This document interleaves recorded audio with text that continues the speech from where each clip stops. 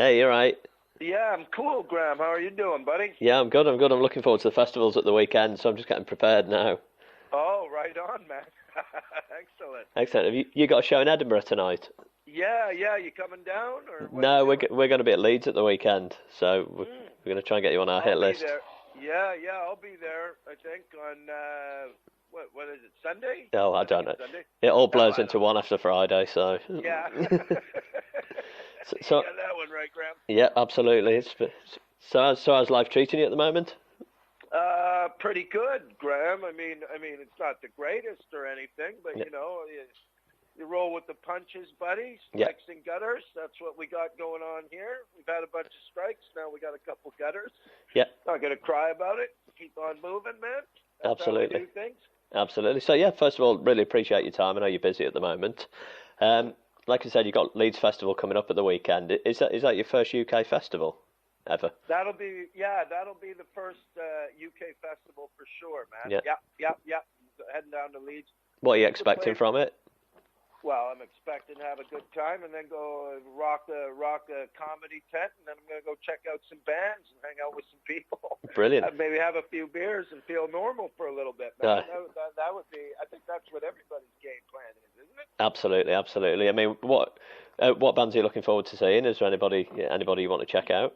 Do you know what? I don't even know who's going to be there on Sunday, Graham. Yeah. I have no idea, man. I heard, for some reason, I think I heard the Kings of Leon might be there, but I don't know if they're really into playing leads on the Sunday. No, they played it. They played it a couple of years ago. It's Post Malone on Sunday at Leeds, I think. Oh, it's Post Malone. Yeah, You know what? That'll be great because that'll be the first time not only have I heard of Post Malone, yeah, but the first time I've actually might be able to see them. yeah. He's very Just kind of, popular. yeah. Well, it just shows you once you hit 50, Graham, your band knowledge slowly sinks into the ground, man. I'm not gonna dispute that because I'm not far off. So No, Graham. To try and keep up with the band, it's been a long time since I've sat around and just watched music videos yeah, all day. they don't do music videos on TV anymore, do they? MTV certainly doesn't. So Oh, well, there you go again, Graham.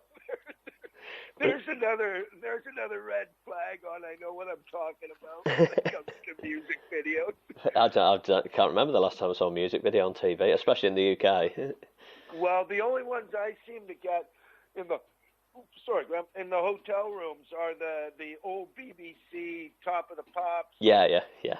old BBC sessions with what's that guy's name? The guy that always has the late night show.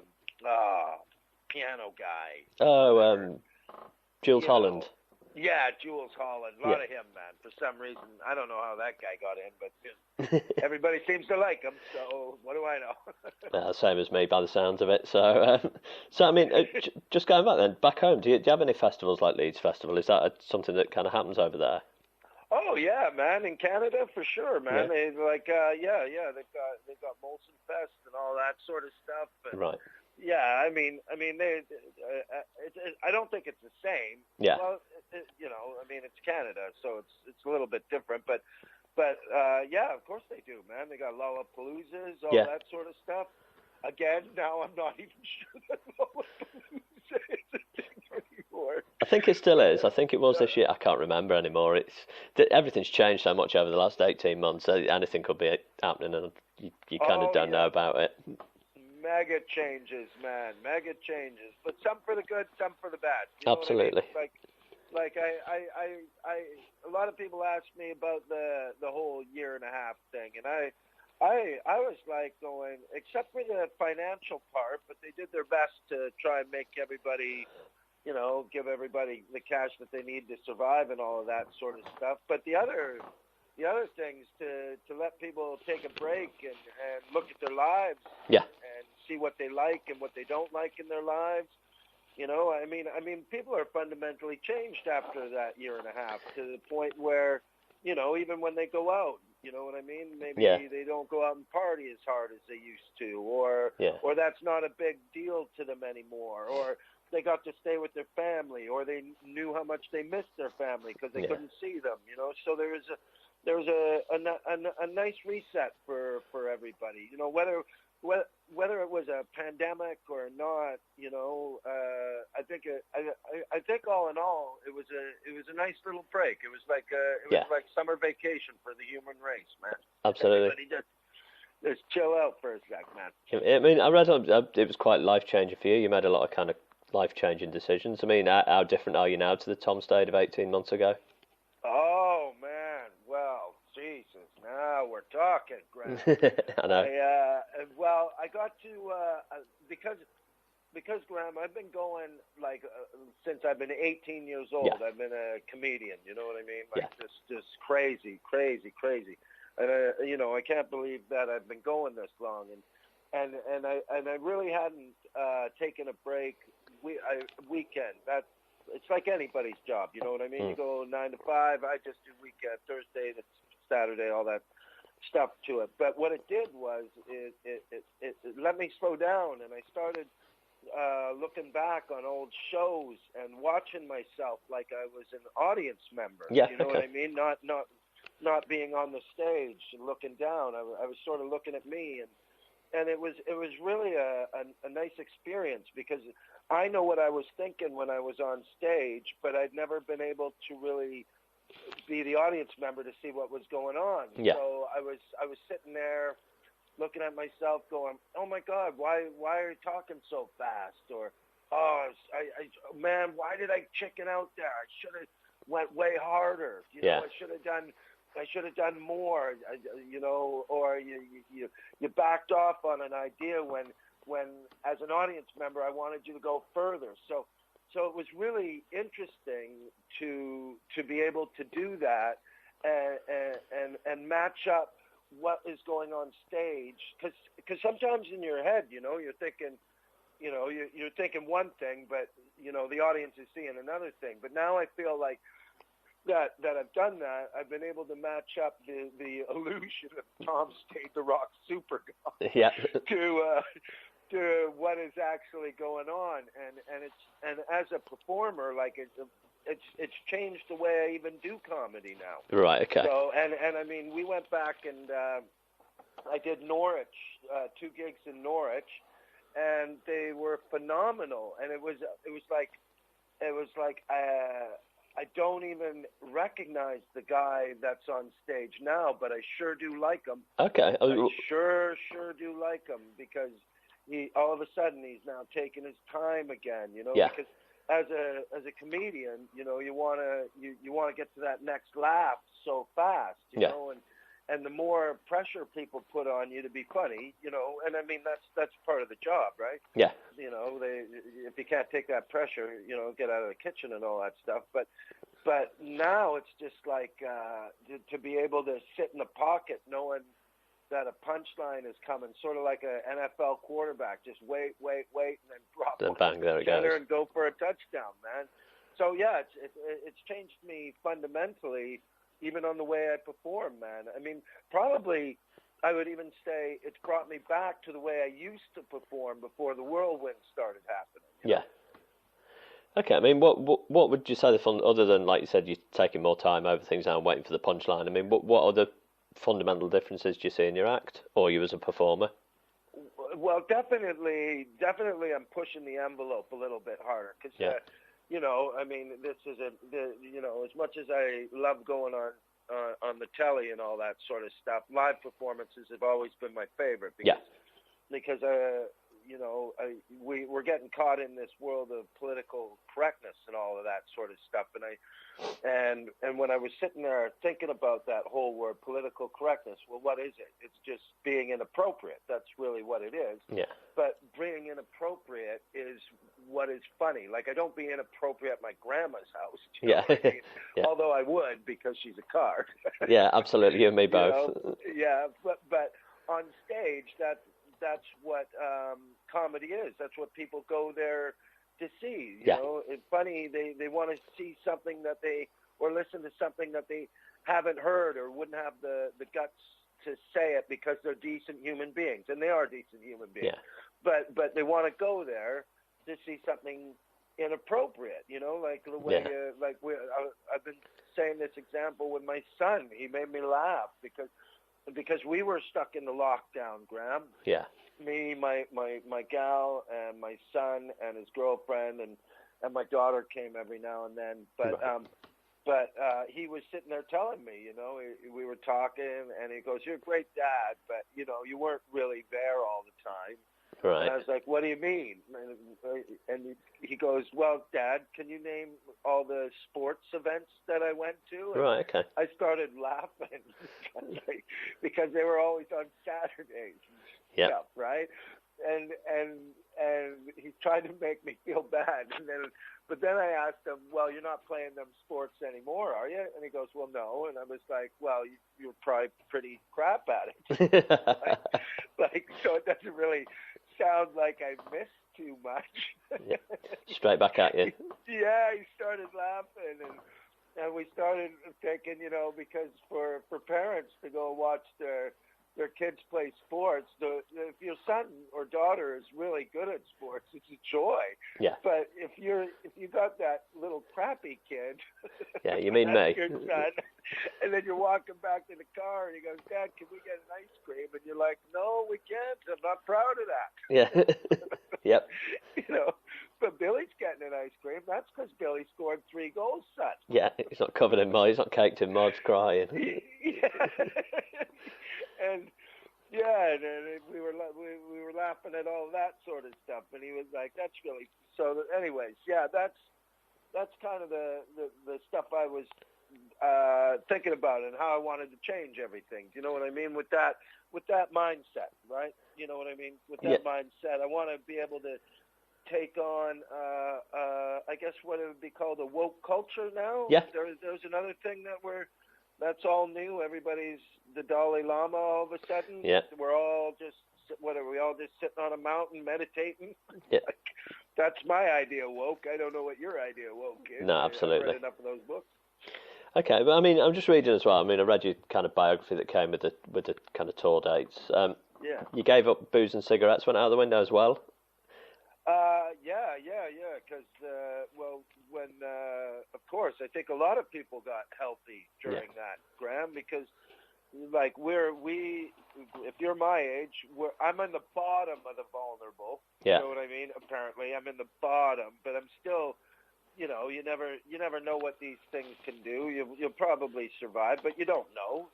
So it gives you incentive to go and get healthy. It gave me a reason to. Plus, the pubs weren't really open, so that was easy. Yeah, that's. But as for the cigarettes go, I ended up quitting. I'm pretty sure I'll start up again. I've quit before, but right, okay. I'm not condoning it or anything. But yeah, I went, and then while I was quitting smoking, I decided to go clean up my local park, and it was a completely accident. But I kept walking around, and there was just so much garbage there, man. Yeah. And so one day while I was quitting smoking, I thought I'd bring one of these Tesco bags with me and then I'd just pick up things and then throw them in the bin when I left.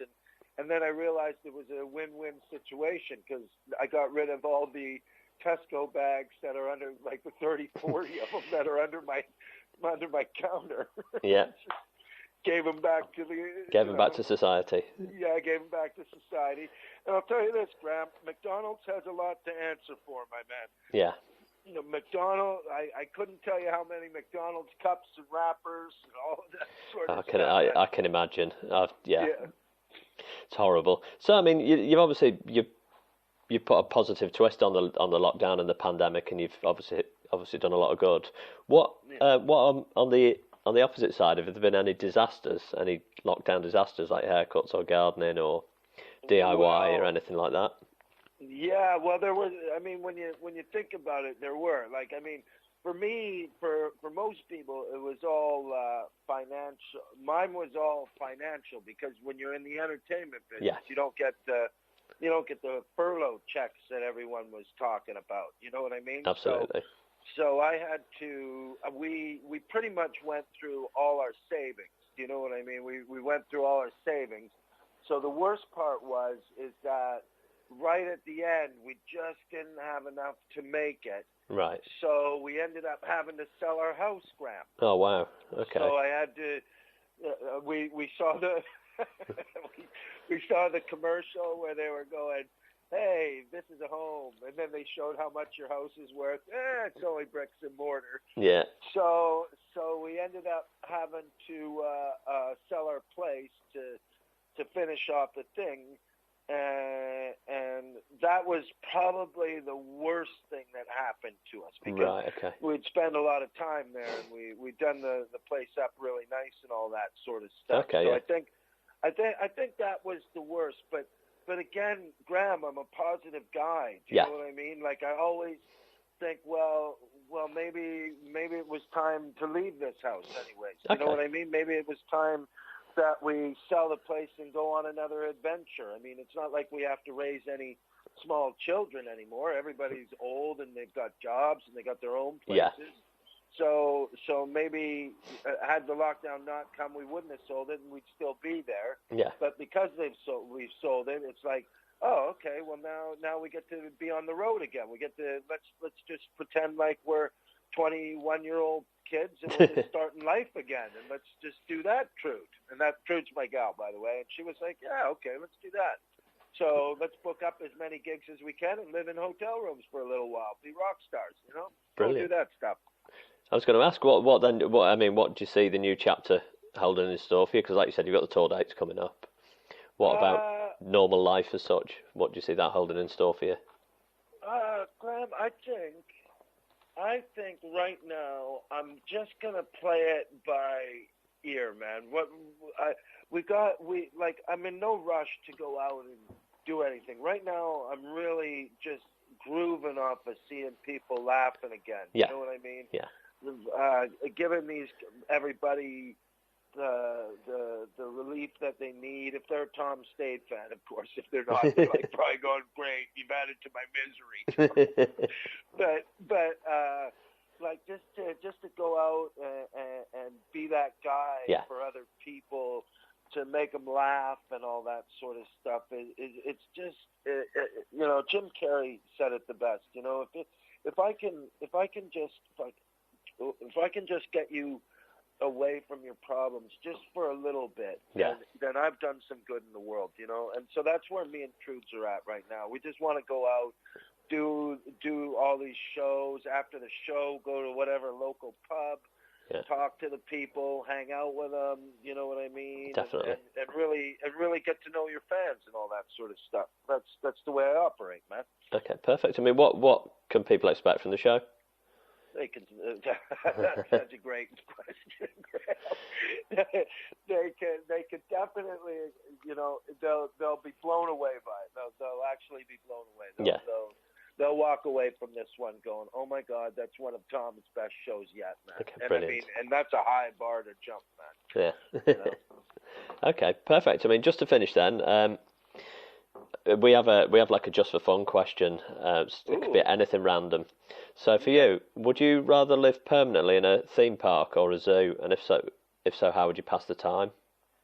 Would I want to live in a theme park? Or a zoo? Which would you choose?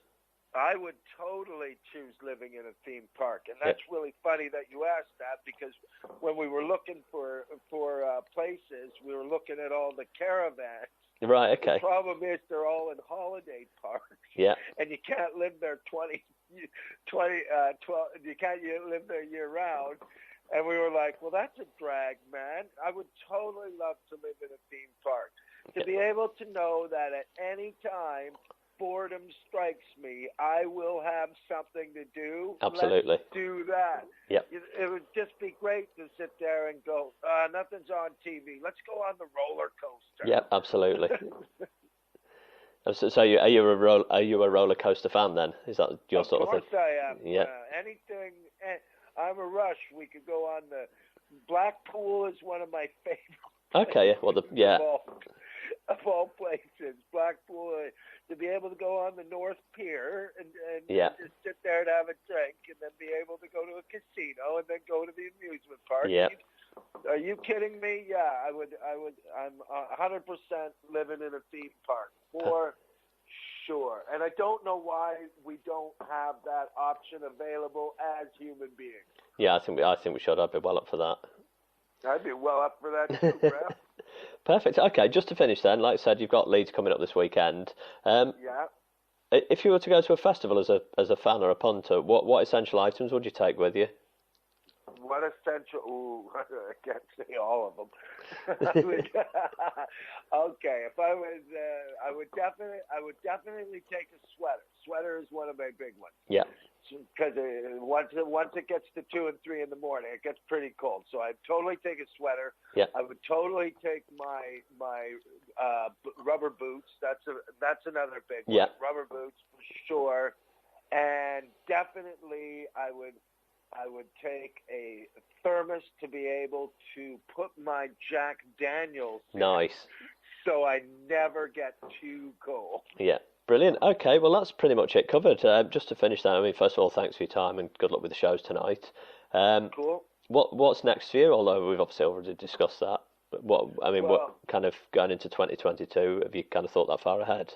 Yeah. Well, what we're gonna do is we're gonna finish this tour, and then I've got so much material on the back burner that I'm gonna get really excited about doing new material, Watch It Fly or Die. Right. And then get really excited for the Edinburgh Festival of 2022, because I mean it'll be pretty much almost two maybe even 3 years. Yeah, it will be. Yeah.